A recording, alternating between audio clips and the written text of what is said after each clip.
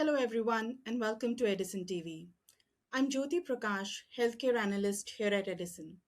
We're delighted to be joined again by Sten Sörensen, the CEO of Cereno Scientific, a company harnessing the properties of HDAC inhibition to develop disease modifying treatments for rare conditions. He joins us today to discuss the company's full year 2025 results and the key clinical and strategic developments shaping its cardiopulmonary pipeline. Welcome, Sten. Thank you, Judy. So, Sten, let's start off with your 2025 results. Can you summarize some of the key takeaways and what stands out the most for you from the results? Sure. I think the Phase IIa data that we presented almost a year ago, I think, really showed us that we have hope to have impact on these patients, pulmonary arterial hypertension, with a disease-modifying action. Our objective is to slow down, halt, and possibly reverse this fatal disease. The results we saw had impact on prognostic factors, on the class of New York Heart Association. We moved patients back to a lighter disease state. And we also had an impact on the contractility of the right heart, so the function of the heart. We had other types of data, such as reduction of pulmonary pressure as measured with the CardioMEMS or wireless technology. And in addition, we impacted the quality of life as measured by a couple of technologies, so Minnesota Heart Failure Program or the SYMPACT in PH questionnaire. So there was an article coming out published by FDA and CVCT that highlighted what you would need to do if you have the objective of having a disease-modifying agent for these patients. It was published in Lancet Respiratory in around February, March, I think, last year. And we believe we had foresight enough to design our Phase IIa to measure these various objectives that this publication highlighted that you should aim for, and not least the quality of life of these patients as a very important part, but also the prognostic factor of these patients, so which have an average survival time of about 7.5 years on diagnosis. And we achieved these results with only 3 months therapy of our drug on top of standard of care. So we're hopeful that we will be able to now, in our new study, Phase IIb trial, be able to document more in that direction. So that was a key highlight of the year. In addition, we got then positive feedback from FDA in a Type C meeting, and then later fast track designation in September by FDA. So basically well aligned with the regulatory authority in the hope that we will do something really good for these patients and work with them to bring this drug as well and as fast as possible to the patients. We later in the year got our Phase IIb trial accepted by FDA. So we will now pursue the regulatory authorities in other countries where we will pursue the trial. But so all in all, for our lead program, CS1, which is a repurposed VPA drug into this disease with a specific formulation and ODD designation both in the US and in Europe, that program went really well, we believe, last year. We also signed up, partnered with a top CRO to pursue the trial. So we feel we are in good shape with this program, and that was the main highlight of last year. We have 2 HDAC inhibitor programs because we believe that this mode of action can be applied to a multitude of cardiovascular and pulmonary indications. And we as a biotech are pursuing two rare indications with our two programs. And the second program, which is a new chemical entity, CS014, we completed our phase I trial and we got positive data on safety and tolerance in that trial. And not less interesting is that we got the drug exposure in humans that we have seen to be effective as a disease-modifying agent in preclinical work. So that was very good, and we are now pursuing this drug. We changed our target indication to PH-ILD, and the reason is that is better fit for the drug and for us as a company as initial target indication. So all in all, these two programs moved well forward. I think that's the highlight. Another aspect of last year was that we did a refinancing that we completed on the 27th of November, covering a total of 665 million Swedish kronor if fully exercised. So containing 350 million in convertible loans, two parts, and then 100 million in an equity raise at premium, and then two couple of warrant packages that can be fully exercised on certain parameters. So all in all, the financial move last year was also a good one for Cereno. So that, I think, completes the major points, unless I've forgotten something specific here. Excellent. And you'd mentioned HDAC inhibition. Both your core assets, CS1 and CS014, are HDAC inhibitors. For those new to Cereno, can you walk us through how HDAC inhibition and epigenetic modulation work, and why this approach makes sense in cardiopulmonary conditions? Yes, HDAC inhibition is an epigenetic modulator. So it's basically unlocking the DNA's ability to produce proteins the way it's supposed to do. And in certain diseases, and also in relation to how you live your life, your DNA can be locked up so it doesn't function properly. And that's epigenetic impact, if you will, in general. With HDAC inhibition, we are able to unlock this blockade that there are around the carbohydrates, the histones. And so what does this really mean? Well, if you have an HDAC inhibitor, you can impact a number of signal pathways that have a deleterious impact on the cardiopulmonary vessels and organs. And if you look at pulmonary arterial hypertension, you have components such as inflammation, connective tissue or fibrosis development. You have myocyte, uncontrolled myocyte growth in the endothelial cell wall, and you get eventually high pulmonary pressure, which causes hypertrophy of the right heart, which eventually fails. And you also have microthrombotic events in these patients. So this is what's causing this short life expectancy upon diagnosis, and also deteriorating quality of life. Now, what you'd like to do if you want to impact this disease more than just reducing pressure, which is more of a symptomatic approach, it's been very helpful with vasodilators, which is the dominant class in this indication. So you have, with those drugs, been able to extend the life expectancy from around 2.5 to 7.5 years. But then it ends. So you cannot do more with the vasodilation. So the pathological process in these patients continue with or without the vasodilation. So what you'd like to do is impact these in various processes that are negative. And this is exactly what we've been able, and others, to document with HDAC inhibition, and specifically with VPA, which is our molecule that we have in CS1. So it is an anti-inflammatory and anti-fibrotic.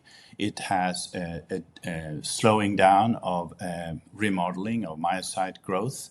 it reduces pulmonary pressure, and in addition, it is able to impact and prevent thrombotic episodes. This is all documented and published information.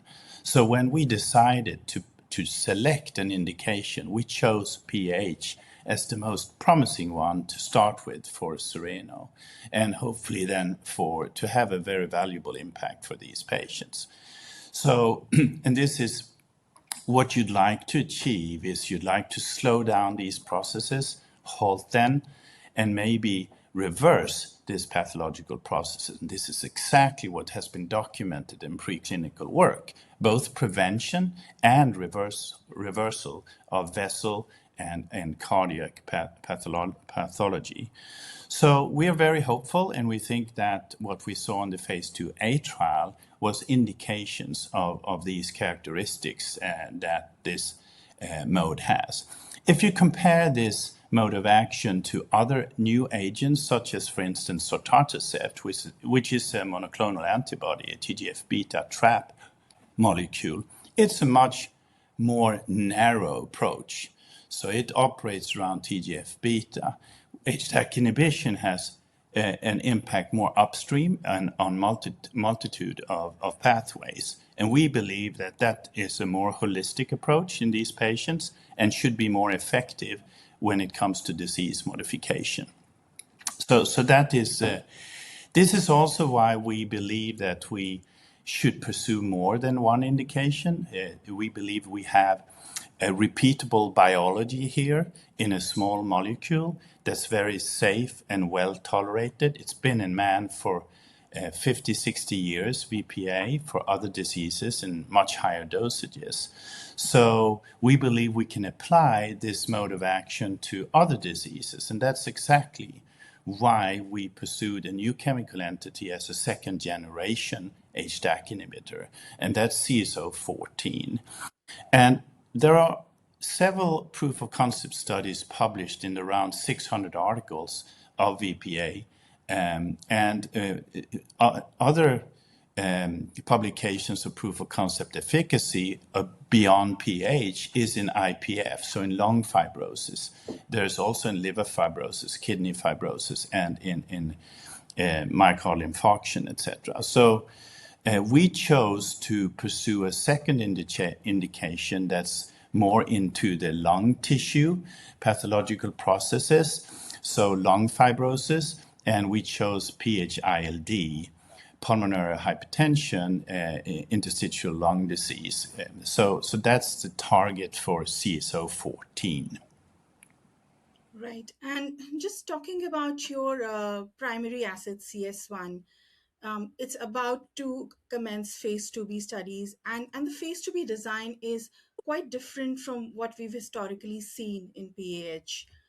What was the strategic rationale behind the longer duration and the endpoints which has been chosen for the study? Well, first, maybe I should say that the investigators and patients didn't really want to stop the Phase IIa trial treatment. So we were asked to submit a protocol to FDA and ask for extended access program. And we got that accepted immediately by FDA. So we have run a 1 year extended access program for 10 patients that were about half of the patients in the Phase IIa trial into this longer program, which primarily has as an objective to look at safety and tolerance over the longer term. We, of course, are interested to see if each individual patient journey here is a good one rather than a negative one. So we will see. It's a very small material, but in any case, it's a longer period with our drug in patients. That data, top-line analysis will come out in Q1 and more analysis in Q2. So we're excited about that. We're also looking at potential impact on structure with a specific CT scan technology. So that's been going on last year. And we've had the last patient last visit, so analysis are ongoing.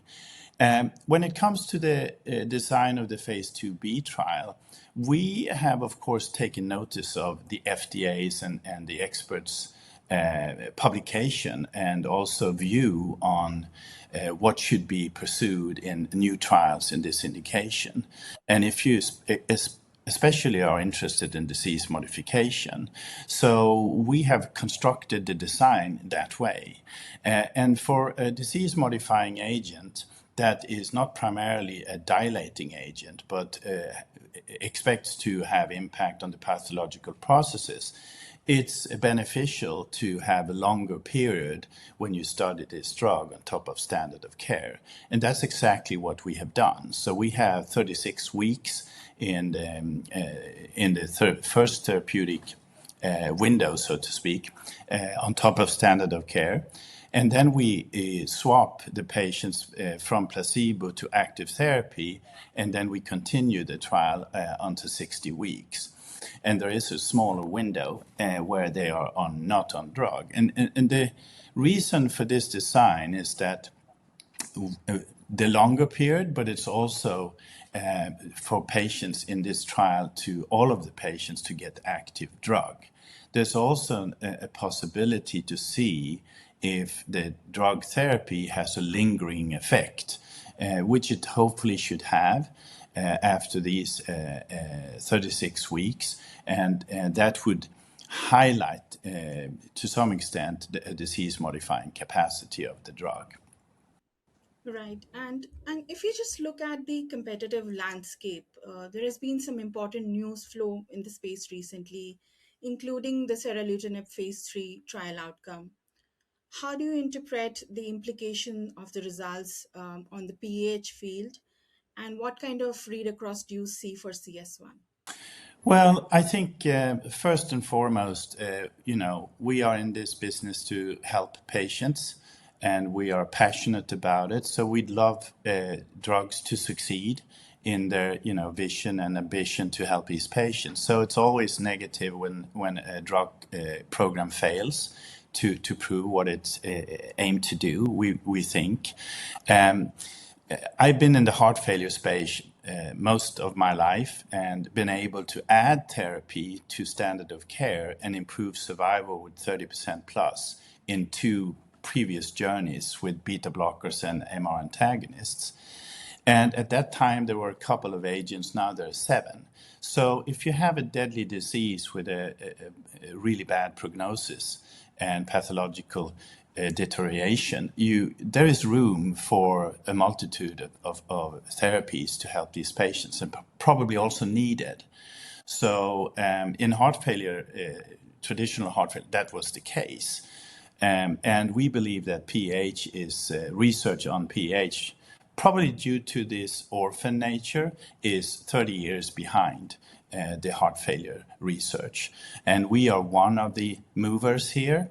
When it comes specifically to the field, until a couple of years ago, it was purely vasodilating mode of action drugs.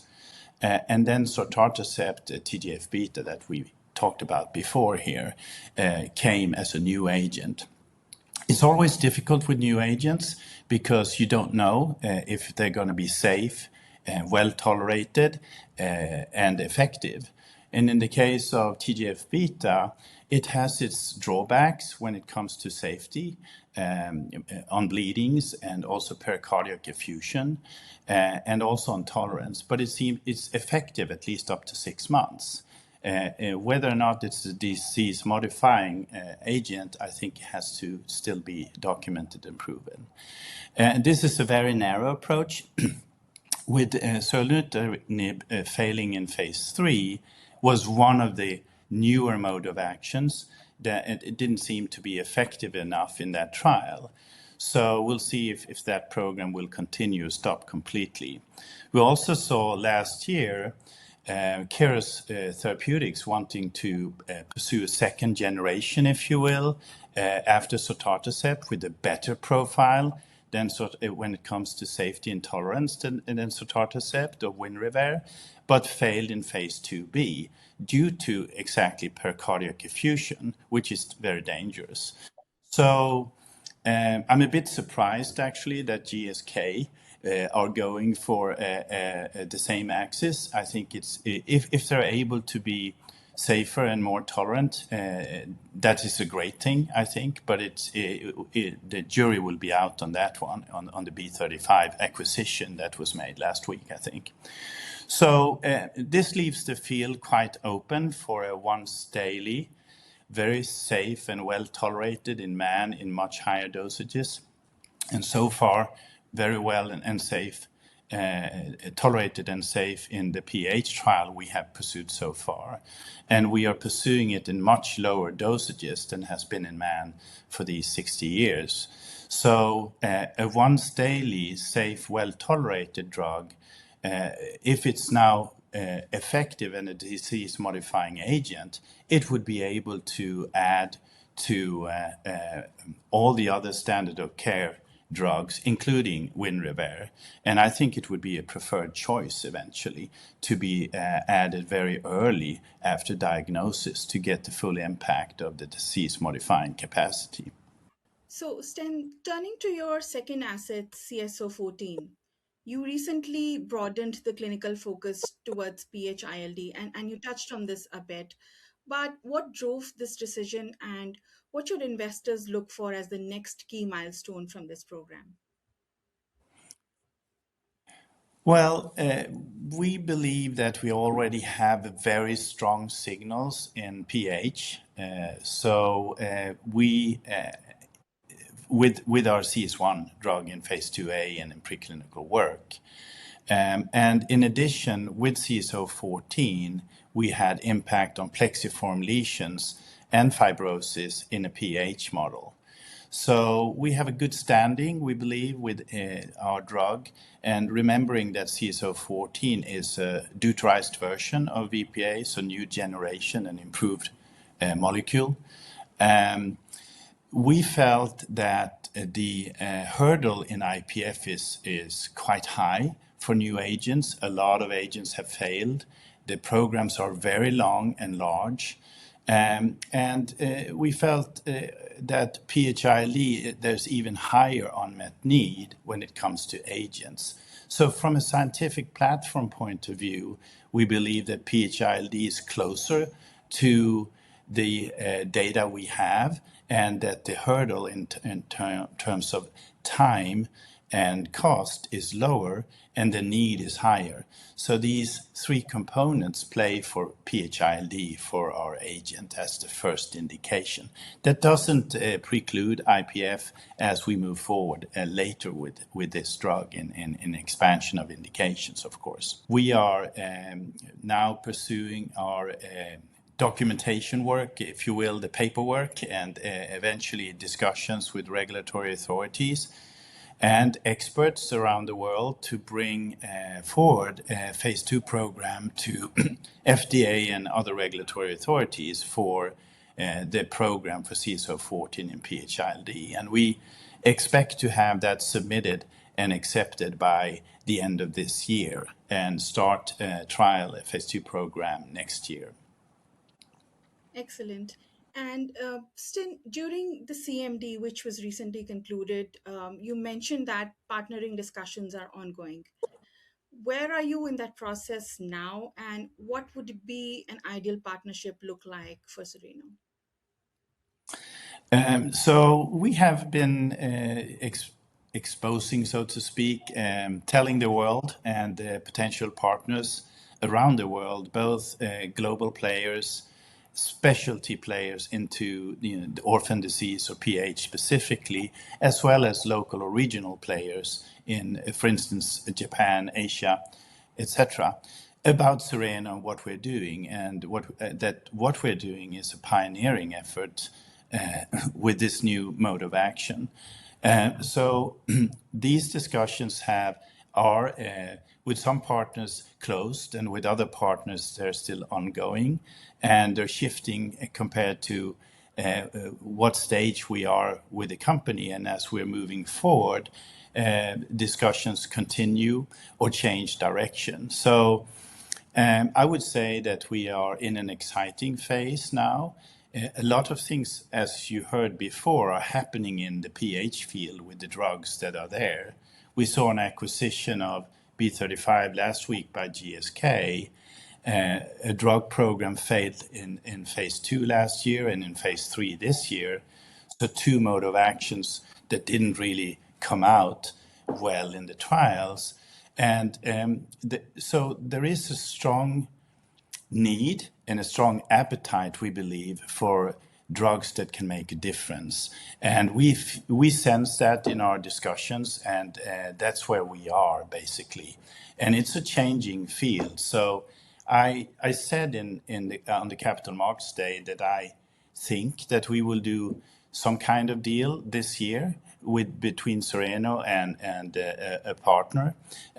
But let's see, the jury is still out on that. I think we have very good discussions. That's excellent, Stan. And it seems like a lot is going on with the company, and we look forward to the progress over the coming periods.